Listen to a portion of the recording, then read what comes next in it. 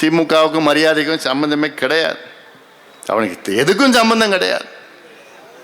Granite கொள்ளை அது ஒரு 3000 கோடி, டாஸ்மார்க் கொள்ளை மிகப்பெரிய கொள்ளை, அது கிட்டத்தட்ட 1,82,000 கோடி கணக்கு வந்திருக்கு. டாஸ்மார்க் கொள்ளையில் என்ன பண்ணுறான், டாஸ்மார்க்கில் அந்த தொழிற்சாலை இருக்குல்ல, சாராயம் செய்கின்ற தொழிற்சாலை, அந்த ஆலைகள் யார் வச்சிருக்கிறா, திமுக தான் வச்சிருக்கிறாங்க.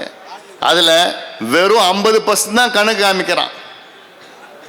கலால் வரியும் மதிப்பு கூட்டுற வழியும், வேல்யூ அடிஷன் டேக்ஸு, கலால் வரியை பார்த்தா அவர் 50% சரக்கு மட்டும்தான் கணக்கு காமிக்கிறான். மீதி 50% கணக்கு இல்லாமல் உள்ளே கொண்டு போகிறான். இதை கண்டுபிடிச்சிட்டாங்க. அதுக்கப்புறம் நமக்கு இந்த பாலாஜி, எந்த பாலாஜி, 10 ரூபா பாலாஜி, அவர் சொன்ன கணக்கு பார்த்தா 5000 கோடி அந்த கணக்கு போகுது.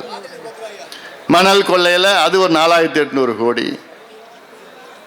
அதுக்கப்புறம் நகராட்சி துறையில் நிர்வாகிகளை நியமனம் செய்த 888 கோடி எல்லாமே வச்சிருக்கிறாங்க. கிளீனாக அமலாக்கத்துறை வச்சிருக்கிறாங்க. இடி 888 கோடிக்கு கிட்டத்தட்ட 250 பக்கம் குற்றப்பத்திரிகை தமிழ்நாடு கவர்மெண்ட் கிட்ட கொடுத்தாங்க. காவல்துறையிட கொடுத்து கிட்டத்தட்ட 4 மாதம் ஆகுது. அது அப்படியே அடகு காய்ச்சிருக்கான், ஒன்றும் பண்ணல, அப்படியே வச்சிருக்கிறாங்க. இப்படி இவ்வளோ எல்லா துறைகளிலும் மோசடி. நிச்சயமாக இவங்க மேலே எல்லாமே இன்னும் 2 மாதம் 3 மாதம் ஆட்சி மாற்றம் எல்லாம் உள்ளே போக போகிறாங்க. சில பேர் அதுக்கு முன்னாடியே உள்ளே போயிடுவாங்க, தான் போயிட்டுருக்கு போகிறாங்க. அதனால் இதையெல்லாம் மக்கள் நீங்கள் சிந்தியுங்கள். தப்பி தவறி கூட, குறிப்பாக பெண்களுக்கு நான் சொல்கிறேன், தப்பி தவறி கூட அவங்க கொடுக்குற காசு வச்சுக்கிட்டு ஐயோ காசு கொடுத்துட்டானே மனசாட்சி ஒருத்ததே அவனுக்கு திருப்பி ஓட்டு போடணும்னு நீ பண்ணீங்க, உங்கள் பிள்ளைங்க உங்கள் பேரப்பிள்ளைங்க எதிர்காலத்தை நினச்சி பாருங்க.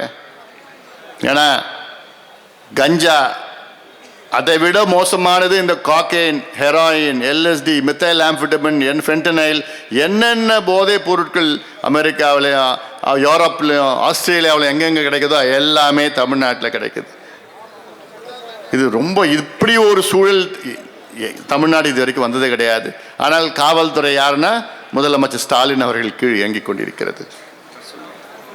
காவல்துறைக்கு தெரியாமல் எதுவும் யாரும் வைக்க முடியாது. ஒரு பொட்டலம் வைக்க முடியுமா, கஞ்சா பொட்டலம் தெரியாமல் வைக்க முடியாது. இப்படி இவ்வளோ மோசமான ஒரு ஆட்சி